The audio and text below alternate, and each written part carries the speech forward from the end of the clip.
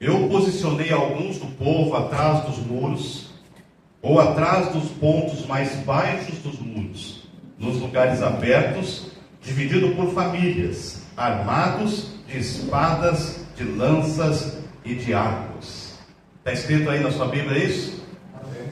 Vamos orar. Senhor Deus, que a Tua palavra nos preencha nessa noite, que a Tua palavra mexa conosco, mexa nos nossos conceitos, que essa palavra trabalhe no nosso coração, nas nossas famílias, para que somente o Teu santo e poderoso nome seja glorificado. Bendito seja, Pai. Em nome de Jesus. Amém.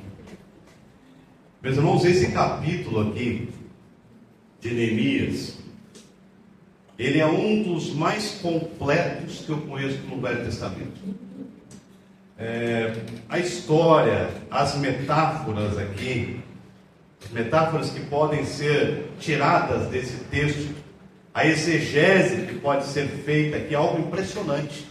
É algo impressionante, porque o desafio nada mais é do que uma provocação. Se você olhar para a vida de Neemias, ele teve muitas provocações, muitos desafios na sua vida. E o desafio que está aqui nesse texto era o desafio de unir as famílias de Israel. Versículo 13 nós lemos, e esse texto ele me impressiona, porque ele fala assim, eu pus o povo por famílias. A Bíblia está nos ensinando alguma coisa muito importante aqui, sobre juntar famílias. Neemias ele colocou as famílias atrás da parte mais baixa do muro, isso significa que ele tentou proteger as famílias, ele juntou os filhos com os pais, e ele colocou todos juntos, ele não separou as famílias, ele não fragmentou as famílias, mas ele as uniu, e não apenas as uniu, mas ele equipou as famílias.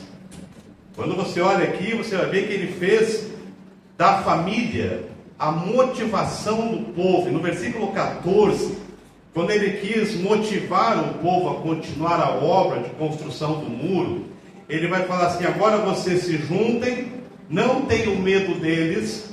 E a segunda parte do versículo 14, ele fala, lembre-se que o Senhor é grande e temível. E veja só, meus irmãos, que ele fala aqui, lutem pelas suas casas, lutem pelos seus irmãos, lutem pelos seus filhos, lutem pelas suas filhas, lutem pelas suas mulheres e lutem pelas suas famílias, lutem pelas suas casas. Neemias ele está aqui motivando, e ele está falando com os homens, com os chefes da família, ele está falando com o líder espiritual da casa, e ele está falando, lutem pelas suas famílias. Aplicar isso aqui agora é fácil e também é difícil. Porque o primeiro grande desafio para nós diante disso aqui é juntar as nossas famílias, é andarmos juntos como famílias, como homens, como mulheres, como pais, como mães, como filhos, lutar para que nós possamos manter a unidade da casa, do filho que muitas vezes está separado do pai, do marido que está separado da esposa, dos filhos que estão separados entre si. E nós estamos tão acostumados, quando alguém pergunta para nós, e como é que está a família? A gente automaticamente responde, está tudo bem. E nem sempre está tudo bem. Às vezes está uma bagunça, às vezes é como se o nosso jardim estivesse sendo pisoteado. Mas nós sempre dizemos que está tudo bem. Eu sei que existe uma separação prática. Existem dois tipos de divórcio dentro de uma casa. Eu sei que existe essa separação prática que acontece quando as pessoas elas vão uma para cada lado. Você vai no cartório, você se separa, assina lá o seu divórcio e cada um vai para o seu lado. Essa é uma separação que o mundo conhece. Mas existe um outro tipo de separação que é tão duro, é tão cruel quanto essa, que é a separação que acontece debaixo do mesmo teto. De famílias que estão unidas por causa da aparência, de famílias cujos maridos não mais cuidam das suas esposas, quando as esposas já não cuidam mais dos seus maridos, quando os pais já não cuidam mais dos seus filhos, quando os filhos não querem mais estar junto com seus pais. que Efésios capítulo 5 já foi rasgado dentro de casa, 1 Coríntios capítulo 7 já não é mais respeitado, mas essas pessoas, elas precisam mostrar alguma coisa para a sociedade, elas precisam estar juntas, talvez até por alguma coisa financeira, precisam mostrar algo para a sociedade, e elas não podem deixar passar para a sociedade o caos que está dentro da sua família, o caos que está dentro da sua casa, mas elas ficam mostrando, porque talvez seja conveniente, talvez seja interessante por alguma razão, quem sabe até econômica, social, a gente mostrar alguma coisa. E tem muita família destruída, porém vivendo debaixo do mesmo teto. E eu quero dizer, meus irmãos, com toda a minha convicção, que nem a primeira e nem a segunda separação são do agrado do Senhor. Nenhuma das duas. Deus não se agrada disso, porque a família, a sua família, a minha família, continua sendo o cerne da sociedade. A família continua sendo o cerne da igreja. Se Neemias perdesse aqui nessa guerra para reconstruir os muros de Jerusalém, se ele perdesse a família, ele perdia a guerra. Se Neemias não tivesse a unidade das famílias, meus irmãos, ele não teria vitória, ele não teria construído nada. Mas como é difícil para nós, como é difícil para aqueles que publicamente já passaram por algumas dessas separações aqui. Mas como é difícil para aqueles que estão ouvindo isso que eu estou falando e permanecem casados, e talvez você que está me ouvindo, ou talvez alguém que vai ouvir depois pela internet, vai estar ouvindo isso aqui e está vivendo essa separação dentro da sua própria casa. Está vivendo essa tristeza dentro da sua casa, mas sabem que essa é a sua realidade, que está acontecendo lá, de marido e esposa que não convivem mais um com o outro, que perderam o eixo da realidade, da teologia, da sexualidade, tão importante na vida conjugal, que perderam o respeito, que perderam outras coisas, de pais que não falam com os filhos, de filhos que não falam com os pais, de irmãos que não se relacionam mais. Irmãos, qualquer analista sério avalia esse processo de rompimento como luto. É um luto. Quem passa por esse processo de rompimento familiar dentro da sua própria casa, é como se estivesse sido rasgado pela perda de um ente querido. É um luto existencial. E eu nunca vi, nesses mais de 20 anos participando, realizando cerimônias de casamento, participando de aconselhamento familiar, eu nunca vi um casal que chegasse para mim e falasse: pastor, eu quero marcar o meu casamento, porque nós queremos casar, porque nós estamos almejando o divórcio. Eu nunca vi isso, porque quando nós casamos, quando nós nos juntamos com uma outra pessoa, nós temos o sonho da família estruturada, nós queremos nos relacionar bem com os nossos pais, relacionar bem com os nossos filhos, com os nossos cônjuges, mas por que então que isso acontece dentro das famílias? Eu diria para você, porque não juntou, porque a família vai se fragmentando, a família vai se diluindo, a família vai se perdendo dentro de casa, e ela vai perdendo algumas coisas essenciais. E toda vez que nós realizamos encontros de casais aqui na igreja, nós falamos sobre a alimentação da família, a alimentação do casamento, nós falamos sobre a manutenção, tudo que você pode fazer para evitar essa tragédia, como regar o amor. E quando nós falamos sobre regar o amor, nós automaticamente pensamos de amor de marido e mulher, e não é isso, somente isso não. Quando falo de regar o amor, eu estou falando de regar o amor familiar, onde o pai tem prazer de estar com o filho, onde o filho tem prazer de estar com o pai, onde os cônjuges têm prazer de estar juntos. E eu já conversei com casais na igreja, no gabinete, nas suas casas, e todo o esforço a igreja faz para que as famílias se estruturem cada vez mais. E eu olho para cá e Neemias fala assim, que ele juntou as famílias.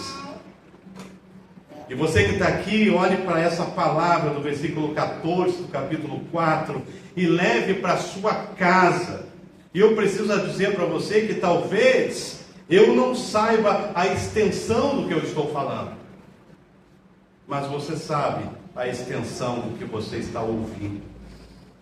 Lute pelos seus filhos, lute pela sua esposa, lute pelo seu marido, lute pelos seus pais, lute pela sua casa. Talvez esse seja o maior dos desafios da sociedade, do mundo contemporâneo: juntar as famílias. E nós precisamos fazer aqui o que Neemias fez: proteger a nossa casa.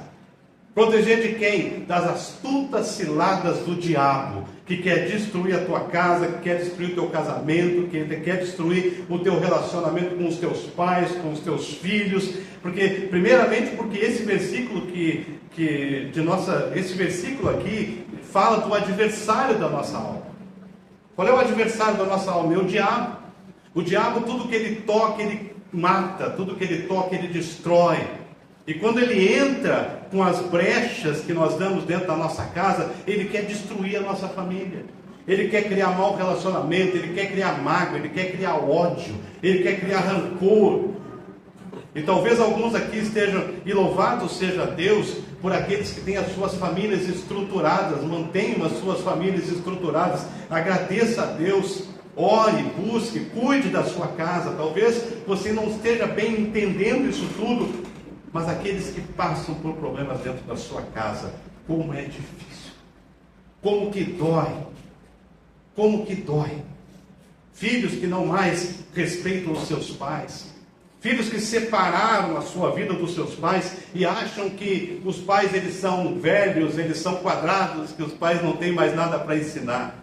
Há um tempo atrás, um músico aí da música contemporânea, ele escreveu uma música, um músico chamado Carlinhos Brau. Ele escreveu uma música que a letra dizia assim, que os filhos de hoje não conhecem mais limites. Se o mundo diz isso dos filhos, qual é a visão de Deus para as nossas casas?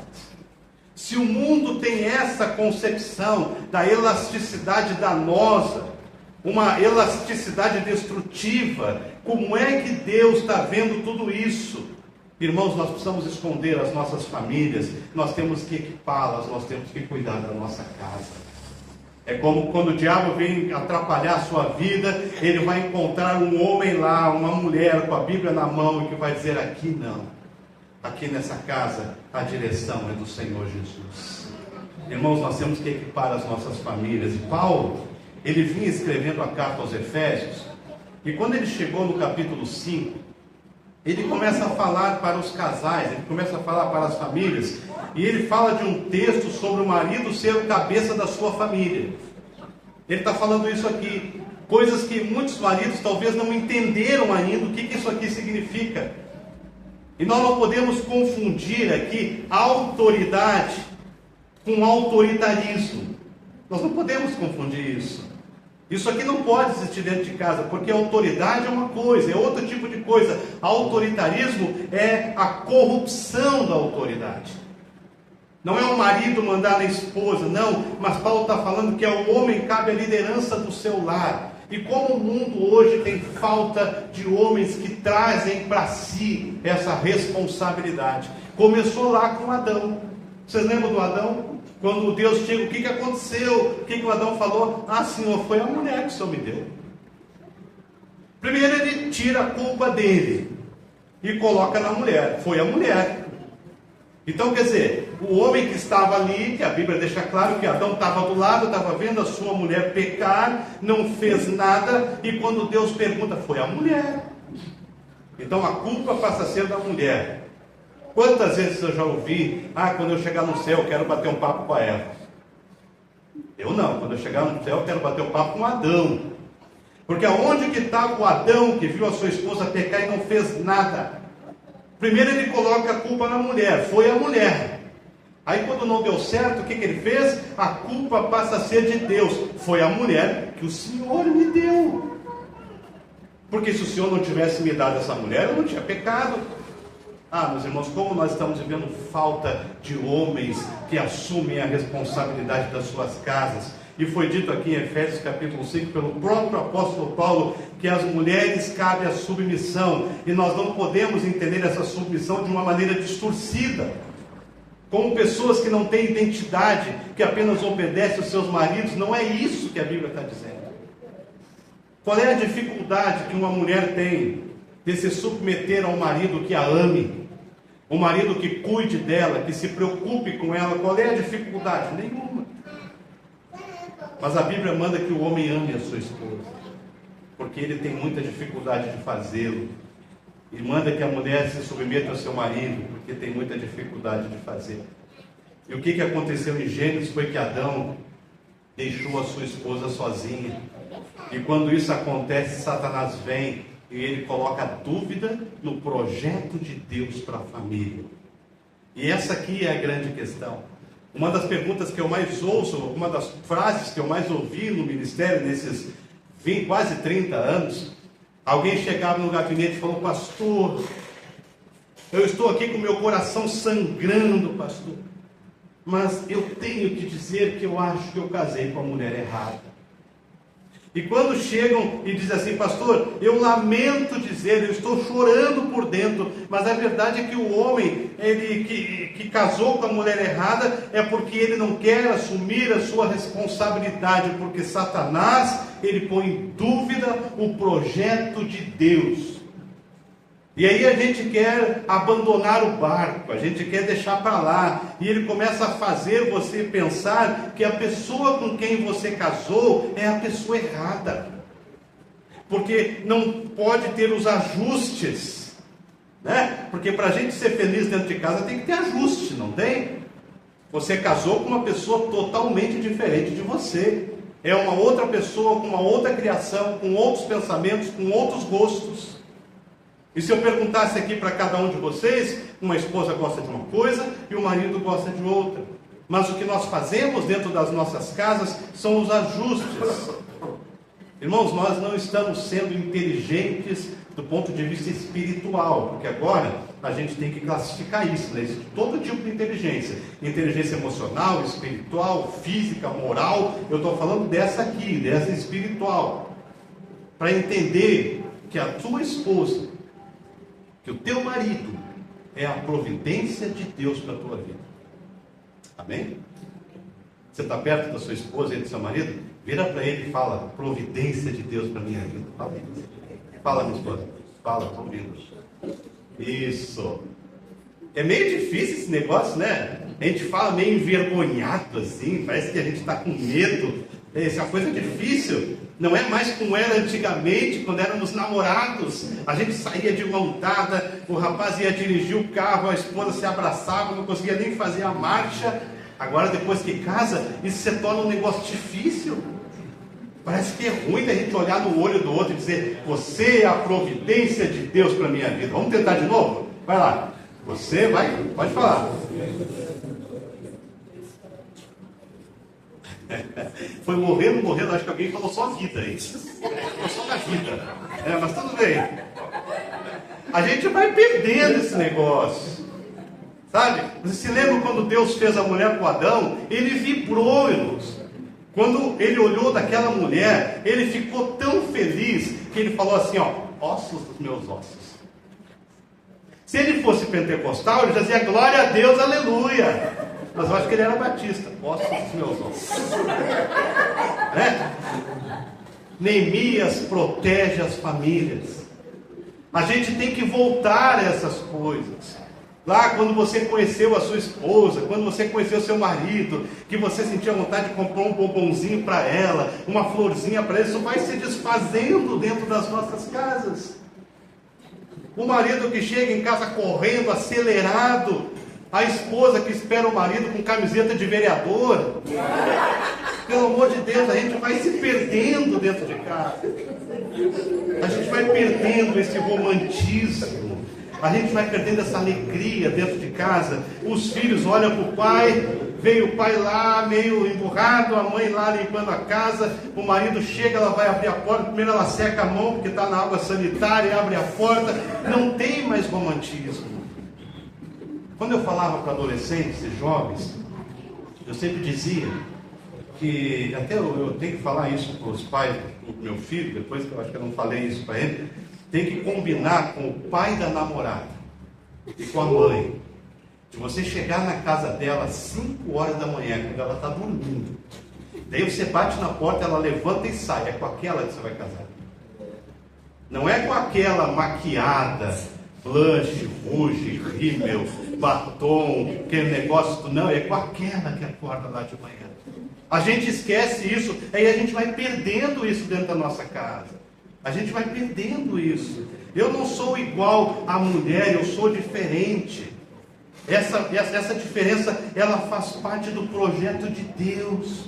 O meu filho é homem, ele tem jeito de homem. A minha filha é mulher, ela tem jeito de mulher. E essa diferença é o que faz a coisa bonita. É isso que Deus criou.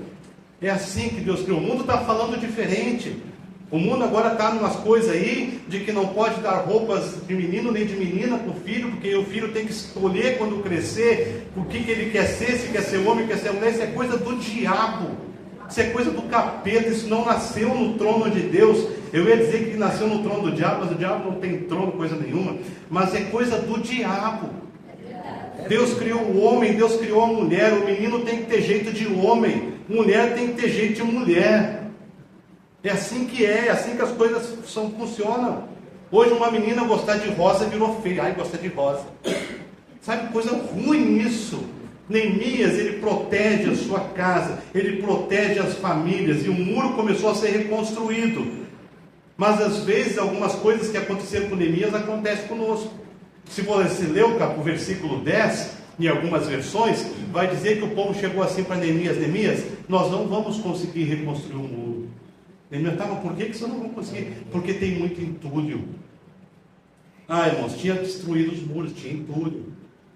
E o povo não queria reconstruir porque tinha muito entulho, tinha muito pó. Às vezes, as famílias estão sendo fragmentadas, as famílias estão sendo destruídas, porque nós não queremos reconstruir porque tem muito entulho. Vai acumulando entulho. E a gente não quer mexer porque dá trabalho. Ah, meus irmãos, eu preciso dizer que Deus, o Deus que nós pregamos, é um Deus que restaura a família. É o Deus que restaura os relacionamentos. É o Deus que cura. É o Deus que junta aquilo que as pessoas já pensavam que não era mais possível juntar. O nosso Deus junta.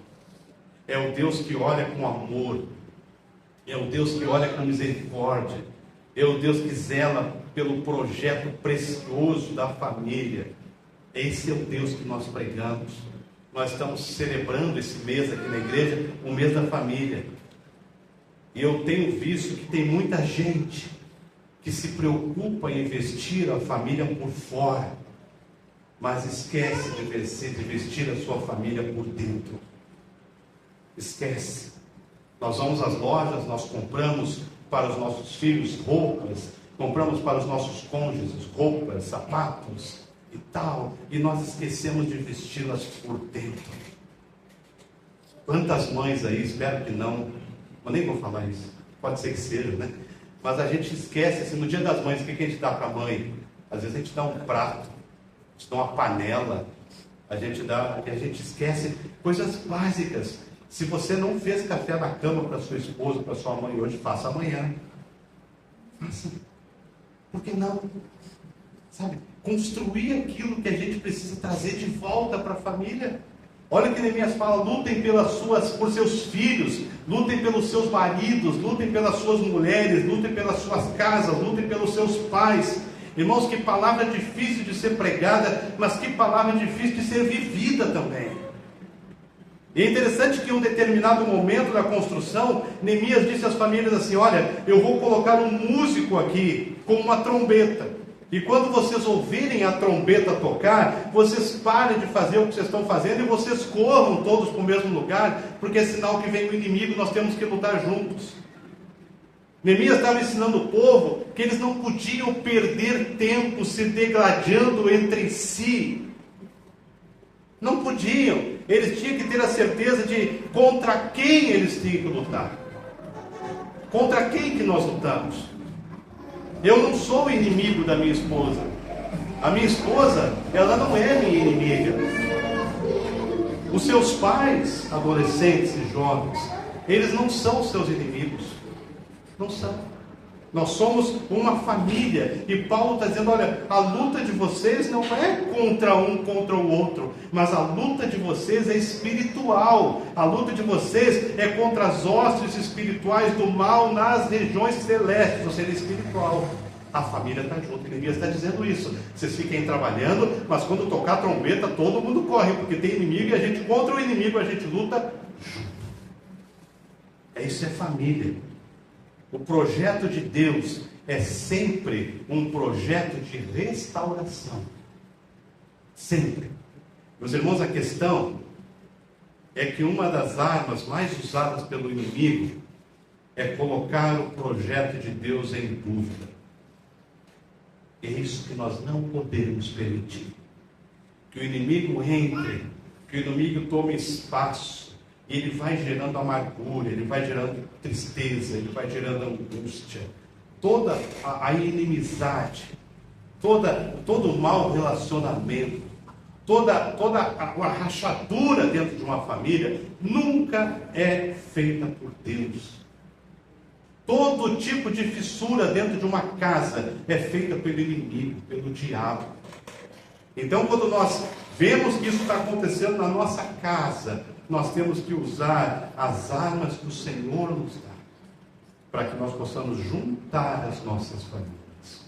Isso é o projeto, esse é o projeto que Neemias estava enfrentando aqui no capítulo 4.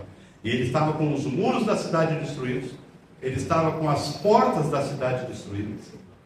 Para o povo dos tempos antigos, uma cidade que estava com os muros destruídos os muros simbolizavam a segurança da cidade. As portas, elas simbolizavam a honra da cidade. Então Jerusalém estava com a sua segurança e com a sua honra destruída. E Neemias, ele usa as famílias para reconstruir aquilo que o diabo tinha destruído. Na minha família ninguém toca. Na sua também não?